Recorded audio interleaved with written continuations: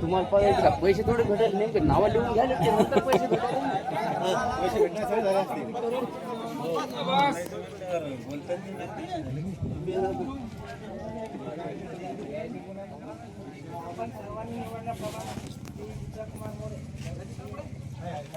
आवाज वाढव हो बाबा एक आवाजही नाही आहे हो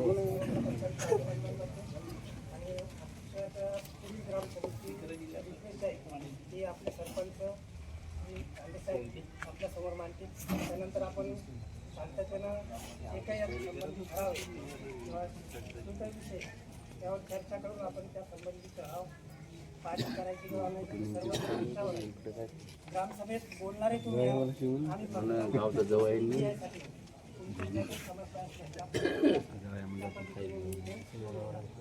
ज्यानं फुल शर्ट घातले त्याला जिथं बोलते हो असे का पाड्याला तुम्ही घरून शर्ट घालून येऊ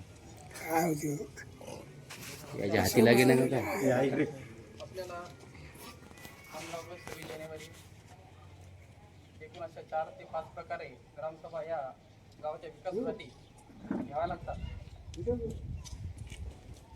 त्याच अनुषंगाने या ठिकाणी आपण ग्रामसभा ही आयोजित केलेली आहे.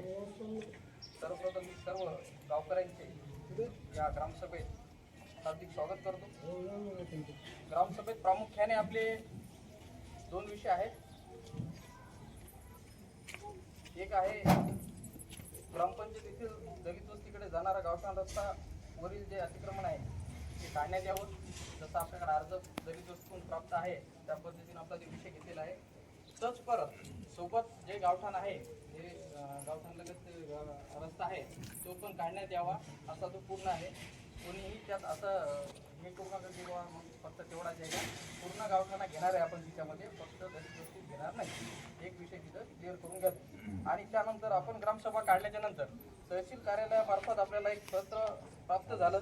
त्या पत्राद्वारे आपल्याला त्यांनी सांगितलं की मोठेगाव तालुका रिसोड जिल्हा वाशिम येथील शासकीय ई-क्लास गट नंबर 460, 461 व 462 मधील शेतजमीन वन विभागास हस्तांतरित करण्याबाबत हे ग्रामसभा काढल्याच्या नंतर आपल्याला पत्र आल्यामुळं ते आपल्याला हेडवर घेता आलं नाही.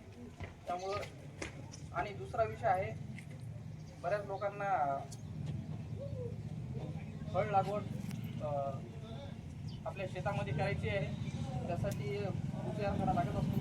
ज्यांना ते करायचं आहे कृषी आराखड्यात ज्यांचे नाव टाकायचं आहे तो ते विषय या ठिकाणी आपल्याला घ्यायचा आहे. ज्यांना सिंचन विहीर फळबाग शोषखड्डे हे जे घ्यायचे असतात ते कोण अर्ज घ्यायचा त्याच्याकडून त्या अर्जावर टिक मार्क करायचं. त्याच्यावर लिहिलेलं आहे आपण विहीर पाहिजे का फळबाग पाहिजे का शोषखड्डा पाहिजे का तुती लागवड पाहिजे जे पाहिजे ते त्याच्यासोबत टॅक्स पावती जोडायची आणि आमच्याकडे देऊन टाकायची. 20 तारखेच्या आत द्या.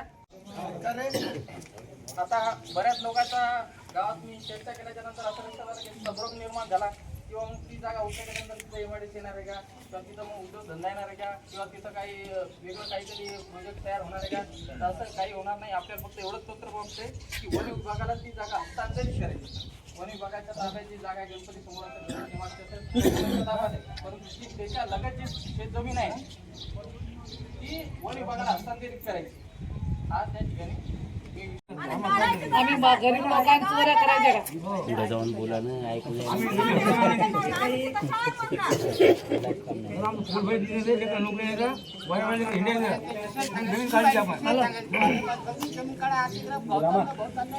आमच्या जमीन टाकला आवाज म्हणजे कोणतं लागावं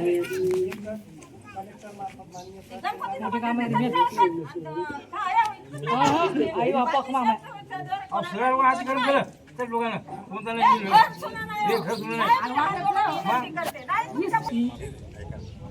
विकास अधिकारी पंचायत समिती रिपोर्ट यांना तहसीलदार मॅडम ऐकावं पत्र शासकीय ई-क्लास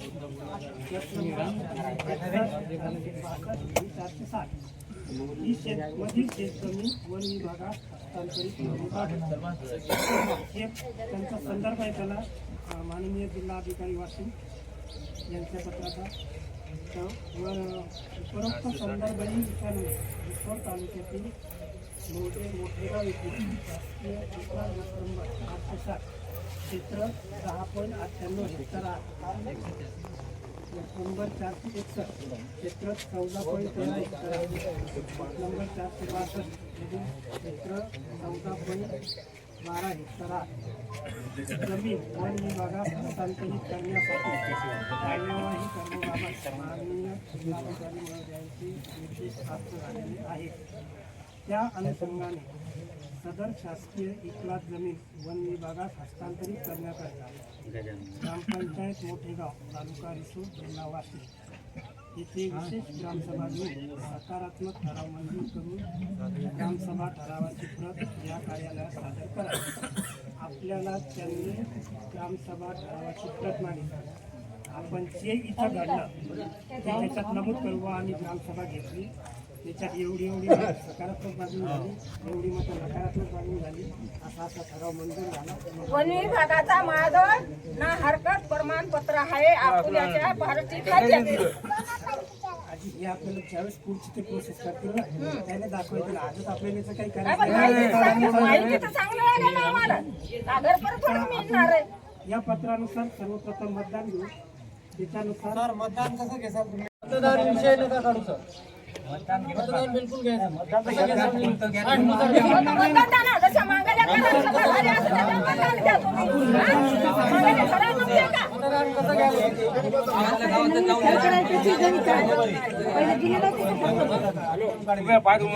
लोकांना काढले सध्या कोणाने अल्पसंख्याक त्याच्या बाजूला मतदान होणार नाही. उत्तर मार्गी आता पहिल्या सभा होत होत्या. तुम्ही कोणत्या गावात गेला? गायरानाच्या? गावठाणा प्लस सर्व गायरा यात मतदान घ्या. आमचं समज. दोन-तीन साठी नका घेऊ. बंद करा. आणि त्या काही योजना आहेत त्याच्यामध्ये मागे घ्या. आमचं काही मतदान नाही. अल्पसंख्याक काढले त्याच्या बाजूला मतदान नाही. कोणा मतदान द्यायचं ना आमच्या गायरानाबद्दल? ग्रामपंचायत येथील दलित वस्तीकडे जाणारा गावठाण मार्गावरील रस्ता सरपंचांनी आणखी त्याच्यात ऍड केले की गावातली संबंधित सर्वच गावठाणमधील तो परिस्थिती दोन्ही याच्यावर मतदान घेऊन आपण पण गायरांचा घेतला ना तर कसं घ्या माहिती का? बंद गायरान घ्या. जे गावात एवढे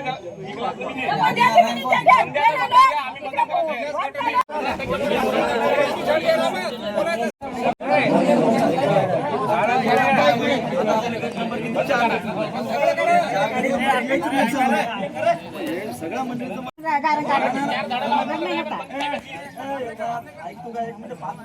आता याच्यात काय होईल? याच्यात समजा 50 जण असतील का 60 जण असतील, 60 जणांचं नुकसान होईल का?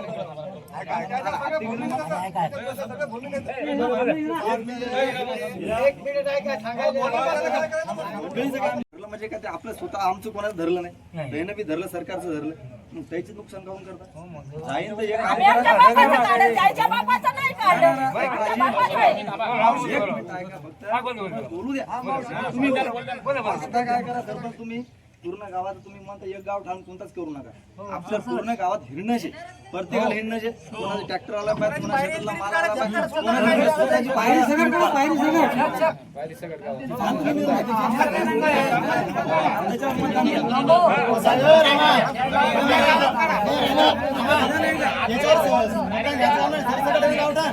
याच्यावर मतदान घेत नाही.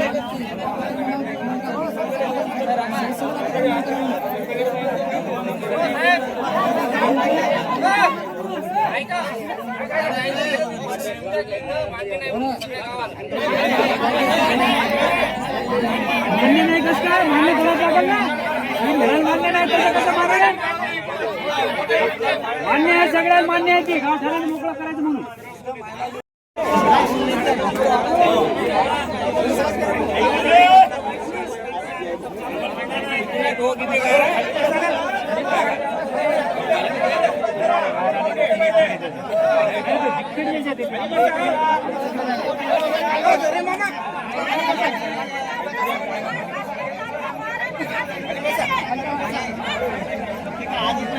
कोणाला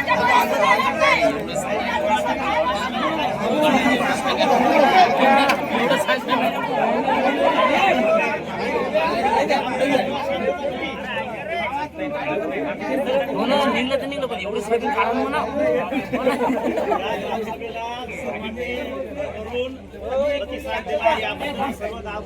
गायला नाम तर गेला ना तर चोऱ्या समजा होतीला एवढं सांगतील तर आपल्या समोर सर्व कोणीच आहे का कलेक्टर असो का कलेक्टर कर्मचारी यांच्या समोर आपल्याला विषय हे सांगण्यात आलेले आहेत. दोन महत्त्वाचे मुद्दे इथे उपस्थित आहेत, जे की आपल्याला ठरावानुसार आपल्याला शासनाला सादर करायचे आहेत. दोन मुद्दे अतिशय गंभीर आहेत, जे की आपल्या सर्वांच्या जीवनाशी निगडीत आहेत. ते म्हणजे अतिक्रमण. मग ते गावठाणचं अतिक्रमण असेल किंवा आपण ज्या शेतजमिनी शासनाच्या जमिनी आहेत त्याच्यावर आपला उदरनिर्वाह करत असू. आता मुद्दा एकच आहे की नेमके 4च गट जे आहेत 460, 461, 62 काय जे असतील ते केवळ याच जमिनीवरती वन विभागानं मागणी केलेली आहे की ते आम्हाला हस्तांतरित करण्यात यावेत. परंतु गेल्या 30 वर्षापासून अनुसूचित जाती जमातीचे माणसं याच्यावर आपली उपजीविका आणि उदरनिर्वाह करत आहेत. परंतु हा मनात प्रश्न निर्माण होणे साहजिकच आहे की केवळ आणि केवळ या 4च जे गट नंबर आहेत यांच्यावरच हा अन्याय का होत आहे. आणि म्हणून सर्व गावकऱ्यांचं म्हणणं आहे की फुललाय फुलाची पाकळी प्रत्येकानं गुंठा का होईना पण अतिक्रमण कुठं ना कुठं केलेलं आहे. म्हणून सर्व गावकऱ्यांचं मान्यता अशी आहे की जर अतिक्रमण उठवायचंच असेल ते सर्व गावानं जे केलेलं अतिक्रमण आहे ते सरसकट व्हायला पाहिजे. ही जनभावना म्हणून आपण लक्षात घेऊन याचं वोटिंगचं प्रावधान सुद्धा सरांनी इथं दिलं होतं. वोटिंगला थोडासा विरोध झाला आणि या 4 जणांवर अन्याय का व्हावा. त्या 4 जणांचं म्हणणं आहे की सरसकट जर सगळ्यांचं जर अतिक्रमण उठत असेल तर आम्ही स्वखुशीनं ते आमचं सुद्धा सोडून द्यायला तयार आहे. ठराव आला का कोणाचा सगळ्याच लोकांचं जर अतिक्रमण उठत असेल तर त्याची मान्यता आम्ही देऊ आणि आम्ही हस्तांतरित शासनाला ही जमीन करण्यास तयार आहे. अशी जनभावना त्या 4 गट नंबरामध्ये जे लोक उपजीविका करत आहेत त्या शेतावरती माल काढून आपली उपजीविका करत आहेत त्यांची सुद्धा जनभावना आहे. राहिला प्रश्न आपल्या गावाच्या शेजारील जो गावठाणचा अतिक्रमणाचा प्रश्न आहे. तेवढा प्रत्येकाला त्याची झळ पोहोचत आहे. आज आपल्या कोणाच्या तरी 5 पोते, कोणाच्या 10 पोते, कोणाच्या 25 पोते येण्यासाठी आज ट्रॅक्टर किंवा कुठलाही मालवाहक हा अडचणी असल्या कारणानं त्याला माल 50 रुपये 100 रुपये पोतं द्यावं लागतं हमालाला. आणि ही अडचण लक्षात घेऊनच हे अतिक्रमण जे गावठाण्याच्या बाजूचं आहे हे कमी करून म्हणजे जाण्या येण्यासाठी मार्ग मोकळा करावा या हेतूने हा ठराव इथे आपल्या समोर उपस्थित आहे. परंतु आता माझी विनंती आहे का बोला ही आता हे गावठाण्याचा जो ठराव आहे हो याच्याबद्दल कोणी बोललं का गावातलं नाही मी बोललं का? आता ते अतिक्रमणाबद्दल बोलायला तुमचे गाव ठाण्याचं पहिला बोला ना त्याच्यामध्ये कोणी आवाज उठवला नाही. आम्ही सगळे शांत आहे. सरपंच मुद्दे मांडलेले त्याच्याबद्दल बोला ना.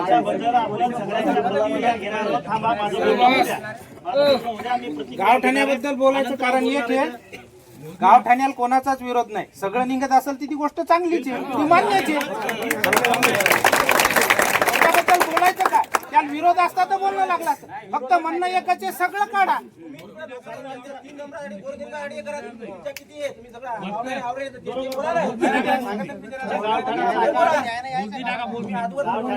जे काही पहिली जमीन त्याच्या मोजण्या झालेल्या आहेत. कोणता रस्ता आपल्या शासनाला सगळं माहिती आहे की मोजणी टाका. बिलकुल चालते, काय हरकत नाही. गावठाण्याचं अतिक्रमण सुद्धा गावठाण्याचं अतिक्रमण बरोबर सगळं होत असेल त्याला कुणाचाही विरोध नाही. फक्त केवळ कुणाच्या आकाशापोटी हे गावठाण सुद्धा उठल्या जाणार नाही. ही शाश्वती सरपंच यांनी मला सांगितलंय कानात की बा कुणाच्यावरही अन्याय हा व्यक्तिगत रूपात होणार नाही. सरसकट जर गावाचं भलं होत असेल किंवा वाहनं फिरत असतील आणि त्याचे 4 पोते 10 पोते कोणाचे जर घरपोच जात असतील तर ही चांगली गोष्ट आहे. आपण आपल्या जागा आपल्याला कमी पडतोय, लोकसंख्या खूप मोठ्या प्रमाणात वाढती आहे आणि आपल्याला जागा कमी पडत आहे, तर आपण गावाच्या लगत जी असलेली जागा आहे त्याच्यावरच आपण कुठेतरी अतिक्रमण करणार ही गोष्ट शासनाच्या सुद्धा लक्षात आहे. परंतु कुणावरही व्यक्तिगतरित्या अन्याय न करता शासनानं किंवा आपल्याला ग्रामपंचायत थ्रू आपल्याला ठराव द्यायचा आहे की सरसकट गावठाणाचे जे अतिक्रमण आहे ते जर उठवलं जात असेल किंवा जे गायरान जमिनीचा जो काही प्रश्न आहे या 3-4 जे काही गट नंबर आहे त्याच्यावर न करता सगळ्या जेवढे सर्व समावेशक ही जेवढी जी गायरान जमीन आहे ती जर उठत असेल तर सगळ्या ग्रामपंचायत या ग्रामसभेमध्ये उपस्थित आणि जे अनुपस्थित आहेत त्यांची सगळ्यांची संमती याला आहे. एवढं बोलून मी माझे 2 शब्द संपवतो. ठराव देणार नाहीये कोणी, ठराव काही या जनभावना ज्या काही आहेत. आता तुम्ही कसं सांगितलं की सगळ्याचं निघलं पाहिजे, तुम्ही जे सांगितलं की सगळ्याचं निघलं तरच आम्ही सोडू, नाही तर बिलकुल सोडणार नाही, हेच मी बोललो माझ्या शब्दात. बाकी काही बोललो नाही. बरोबर आहे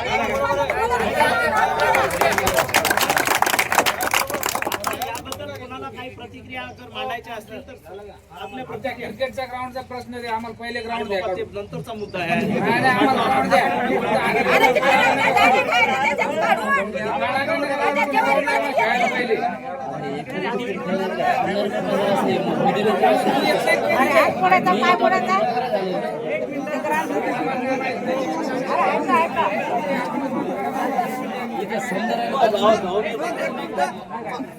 खेळायला पाहिजे.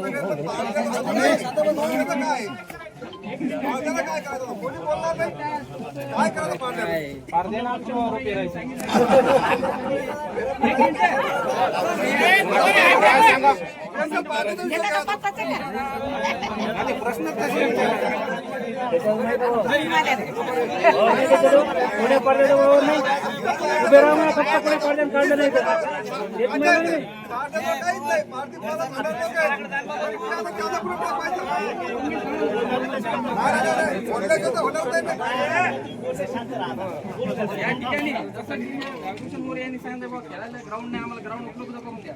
बरं ग्राउंड उपलब्ध करून द्यायला काय हरकत नाही, आम्ही म्हणतो आज जा ग्राउंड तुम्हाला तिथं आहे. एक मिनिट, एक ग्राउंडचा विषय तुम्ही मांडला बरोबर आहे. ग्रामपंचायतले 2013 मध्ये 1 लाख रुपये खर्च करून ग्राउंड केलं, तुम्ही आश्रमशाळेला काऊन सोडून दिलं? ते 2013 मधला ठराव आहे ते ग्राउंडचा, 1 लाख रुपये ग्रामपंचायतने खर्च केले तिच्यावर. ते ग्राउंड तुम्ही ग्राम याला कसं काय सोडून दिलं? ते खुलं करून द्या तुम्ही. 2013 मधला ठराव आहे तो. मी काय म्हणतो, माझा विषय दुसरा आहे, वेगळा आहे, ते बोलायचा होता. तुमचा संपला.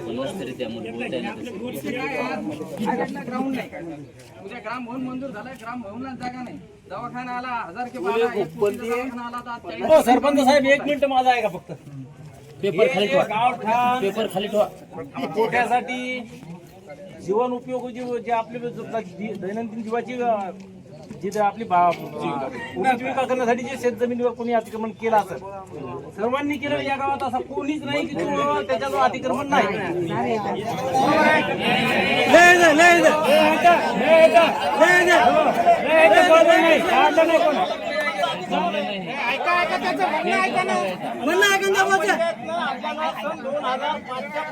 मध्ये एक कायमस्वरूपी ठराव करून असा दिला होता की राहील त्याचं घर कसं त्याची शेती.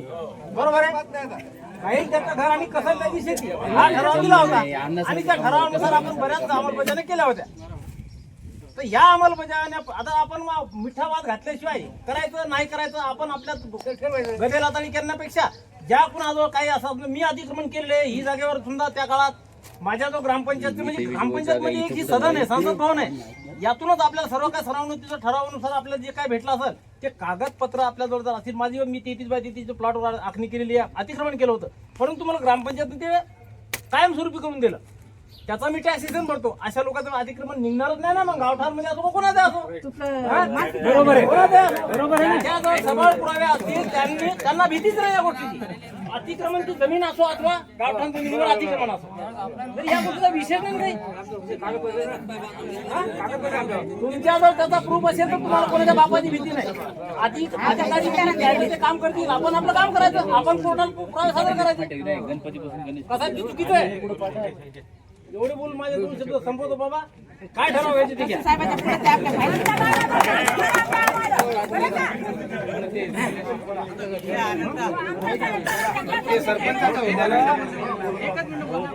कोण आहे तुम्ही याच्यावर आता कांड्यावर मोजले तर कोण करणार नाही. मी 100% म्हणलो, 85% म्हणलो, मग 15% तुम्ही असणार. ग्राउंड नाही, दवाखान्याला जागा नाही, उद्या ग्रामपंचायत होणे त्यासाठी जागा नाही. सगळ्यांना जवळपास अतिक्रमण केलं, कोणी ढबर टाकलं किंवा आता जसं वरी विभागाला हस्तांतरित करणे बाबा. तिथं काय MIDC येणार नाही, उद्योगधंदे येणार नाही, किंवा तिथं काही 4 पोरं यायचे लागणार नाही. त्याच्यातून आपल्याला गावासाठी सार्थ काही होणार नाही, हे एक माझं प्रामाणिक मत आहे. आणि त्यामुळं जर गोरगरीब तिथं जगत असेल, अल्पसंख्याक जर 2 घास सुकाचे खात असेल, तर त्याला जर या लोकांवर अन्याय करायचा शासनाला, या लोकांवर जर शासनाला अन्याय करायचा असेल तर शासनानं गावठाण पासून मोजणी सरळ टाकावी आणि सगळ्याच्या सरसकट मोकळं करून घ्यावं. अहो 47 सालाच्या नंतर 65, 70 सालापर्यंत 74 पर्यंत चोऱ्या होत होत्या या गावात. या गावातल्या चोऱ्या बंद झाल्या तर उपलब्ध करण्यासाठी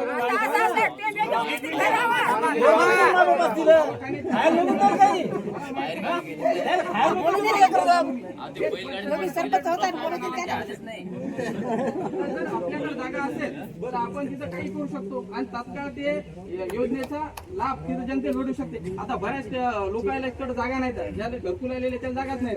मग आपण जे साईडचा आपल्या गावठाणच्या शेजारीची जागा आहे ती शासनाला मागणी केली, हे ग्रामपंचायतच्या ताब्यात देण्यात यावं आणि ज्याला घरकुल आहे तिथं मंजूर करण्यात यावं, तर ती जागा आपल्याला. पण जर ती जागा इकलाच असेल तर आपल्याला भेटेल. ती जर वन विभागाला दिली तर वन विभाग देऊ शकते का? मग वन विभागाला काय म्हणून आपण जागा देऊ, या लोकांना काय याच्या पोटावर आपण लाच का मारायची, हा या ठिकाणी मी प्रश्न उपस्थित करतो. आणि त्या लोकांचं जे म्हणणं आहे ते बरोबरच आहे, कोणावरही अन्याय या ठिकाणी झाला नाही पाहिजे, त्या उद्देशानं आपली ग्रामसभा. आम्ही काय कोणाच्या का गुंठ्यावर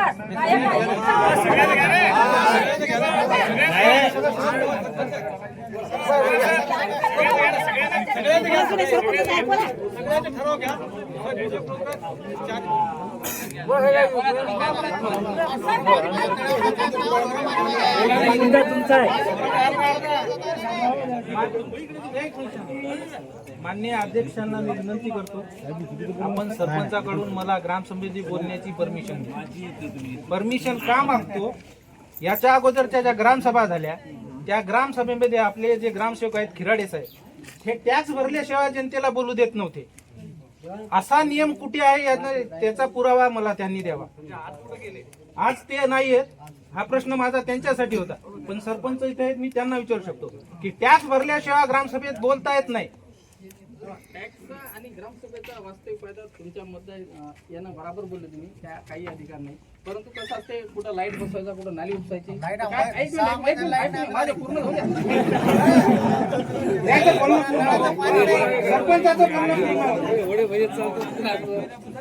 या गोष्टीसाठी जो आपल्याला फंडिंग अवेलेबल असते ते पूर्ण काम आपल्याला जसं रामजीचं वेतन असेल, पगार केला जातो किंवा आपल्या सामान्य फंडातून केला जातो. आणि कसं असते, जोपर्यंत लोकांना काही काम पडत नाही, लोक टॅक्स भरतात. 10-20 वर्ष लोकांना टॅक्स जमा असतो, ते फक्त टॅक्स वसुलीसाठी असते. कोणी भरलं किंवा नाही भरलं तरी पण त्याला आपण बोलायचा अधिकार देता ग्रामसभेत. याच्या अगोदर सरपंच असं झालं. आणि ग्रामपंचायत अधिनियम काय सांगतो त्यानुसार आता भारतीय संविधान अनुच्छेद 19 कलम 7 काय सांगते की भारतीय घटनेनुसार ज्याचं त्याचं व्यक्ती स्वातंत्र्य बोलण्याचं हे तुम्ही हिरावून घेऊ शकत नाही. आपण फक्त मागणी केली होती. तुम्हाला टॅक्स वसूल करायचे अनेक स्रोत आहेत ना, अनेक दुसऱ्या योजना आहेत, त्याच्यातून घ्या. तुम्ही ग्रामसभेत लोकांना बोलू देणं म्हणजे तुम्ही गावातल्या जनतेचा आवाज दाबण्याचा प्रयत्न करत आहात. असं आमचं एक प्रामाणिक मत आहे. तर आज बोला याच्या अगोदर जी सांगायला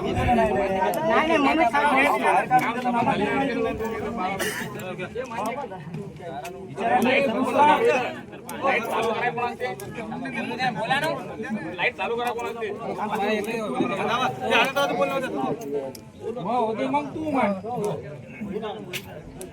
दुसरा असा विषय आहे, आपल्या हिंदू स्मशानभूमीमध्ये बोरवेल घेतलेला आहे. तो बोरवेल ग्रामपंचायतने घेतला का? तो मागच्या काळात केंद्र सरकारच्या लोकांनी टेस्टिंग साठी काय ते वगैरे घेतला. त्यावरती तुम्ही एक मोटर टाकली, त्याच्यानंतर 2 टाक्या स्टँड तिथं फिट केलं, परंतु त्याचा बिल 3,02,000 काढले गेलं.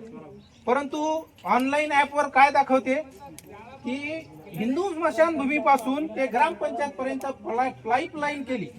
आता जनतेने तुम्हाला कुठं पाईपलाईन दिसते का?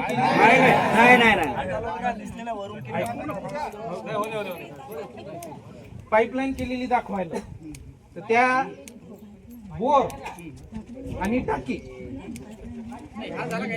नाही, एक बोर आणि टाकी याचा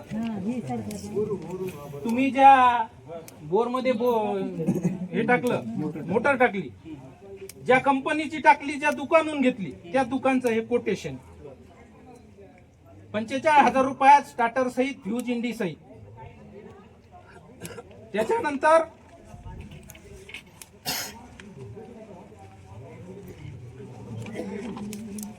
त्याच्यावरती पाईपलाईनचा उल्लेख नाही. याचा अर्थ सरपंच साहेब आणि ग्रामसेवक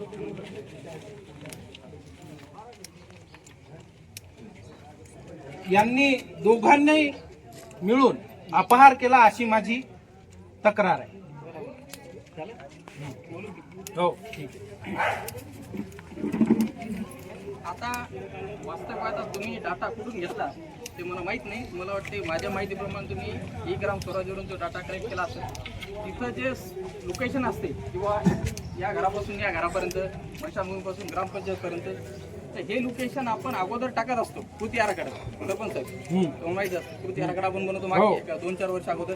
मला वाटतं पहिले कृती आराखडे तुम्ही ठेवलेच नाही. तुमच्या काळात असेल किंवा तो तुमच्याच भागात असेल, बरोबर आहे. तर ते कृती आराखडा आहे. तुम्ही जे लोकेशन बघता ते कृती आराखड्यातले, पण काम ऍक्च्युअल जे झालं ते काम कुठून कुठं झालं हे एमबी ठरवलं जातं. आणि एमबी झाल्याच्या नंतर ही ग्रामपंचायत पेमेंट सोडत असते. बिना आणि एमबी कोण करते? इंजिनियर करते. आणि ते कोणत्या बेसिसवर करते? तर एक दर पत्रिका असते, दरचं एक पुस्तक असते, त्याच्यानुसार ते रेट ठरलेले असतात गव्हर्नमेंटचे, त्याच्यानुसार असते. त्यावर एमबी बनते, सीसी बनते, त्याची जेव्हा टेस्ट रिपोर्ट असतो त्याच्या बाद ते पेमेंट आपल्याला ते कटोत्या करून आपल्याला ते सोडायचं असतं. त्याच्यात बा सरपंचानं खाल्ले काय, ग्रामसेवकानं खाल्ले काय हा विषय नसतो. जो आपल्याला एमबी ज्या पद्धतीने बनवून येते त्या पद्धतीने आपल्याला ते पैसे सोडावे आपल्या मनानं किंवा ग्रामसेवकच्या सरपंच नाही, मनानं होणारच नाही. मनानं पैसे हे सुटल्या जात नसतात. आणि तुमची कंप्लेंट असेल तशी तक्रार दाखल करा. नाही, मी तक्रार दाखल केलेली आहे. मला आजपर्यंत त्याचे कागदपत्र मिळाले नाही. आणि एक मिनिट ऐका ना.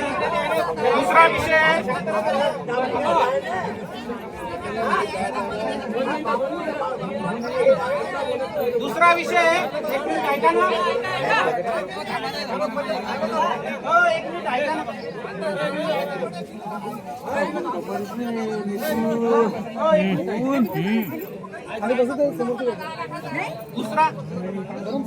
दुसरा विषय, जिल्हा परिषद शाळेमध्ये फिल्टर घेतलं सर. अध्यक्ष, जिल्हा परिषद शाळेमध्ये फिल्टर घेतलं. फिल्टरचे पैसे काढून झाले 2 वर्ष 28 दिवस. 2 माझं होते तर का मग तू बोल. 2 लाख रुपयाचं फिल्टर घेतलं, ते आजपर्यंत बसवलं नाही, तसंच पडून ऐका ते बसले. साधारण आता गोविंदराव तायडेनं आपल्या इथं ते प्लॅन सुरू केला. तो प्लॅन 2 लाख रुपयात सुरू होते आणि एक शाळेसाठी फक्त लागणाऱ्या फिल्टरची किंमत 2 लाख रुपये दाखवा लागली. एक फिल्टर नाही 3 ते 4 फिल्टर आहेत किती पण 3 ते 4 फिल्टर आहेत. एक फिल्टर नाही ते हा एक प्लॅन्ट आहे ते फिल्टर वेगळे आहेत. आणि तुम्ही जसं प्रायव्हेट धरसाल आणि शासकीय धरसाल प्रायव्हेटमध्ये शासकीयमध्ये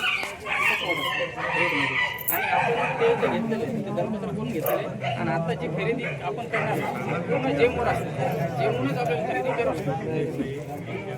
एवढा फरक थोडा असणार आहे सरपंच. ठीक आहे थोडा बहुत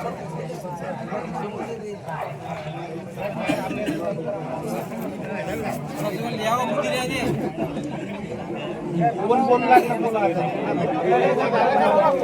अरे बाबा सांगा काय